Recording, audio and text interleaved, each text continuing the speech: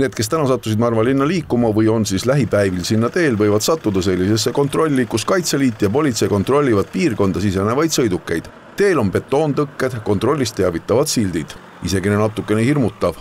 Vaadatakse üle autosid, vajadusel uuritakse autos olevate isikute dokumente. Midagi tõsist lahti ei ole, vaid on tegemist õppusega, kus harjutatakse Eesti-Vene piiri sulgemist.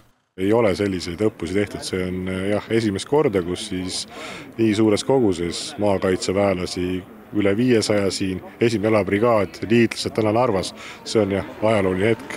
Kaitseliidu poolt vaadatuna saab koostööd ainult heaks hinnata, kuna see kõik toimub õppuse kilpraames, mis mitme päeva jooksul leiab aset Ida- ja Lääne-Virumaal erinevates paikades, siis on sinna kaasatud ka palju vabatahtlikke. Tegevust ei ole ainult linna sissesõidu eel, aga ka linnas on liikumas palju kaitseväelasi. Milline meelsus erinevate kaitseväeliste tegevuste suhtes kohalikel on? Narvas on praegu aeg, kus on need ühed, kes kisavad kõva häälega, neid on väga vähe. Aga tihti ütlevad inimesed, et ma ei taha rääkida sel teemal. Et ma tean, et kui ma midagi ütlen, siis see nagunii ei meeldi. Ei meeldi ühtedele või ei meeldi teistele. Üks on reaalne kaitse piiril, aga mis on lähiaega veel planeeritud idapiiri tugevdamiseks?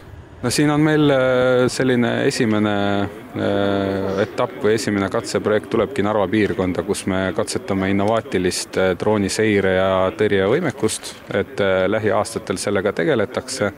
Siia tuleb üks selline statsionaarne positsioon, kuhu läheb igasugust tehnikat peale, mida siis proovitakse erinevates funktsioonides ja siis selle järgi, mis katset näitavad, siis ehitame välja kogu selle jõejoone ja ehitame välja kogu selle idapiirijoone, aga see on tegelikult osa rehkendusest, et meil on tegelikult küsimus ei ole ainult Narvas, küsimus on kogu Eestis.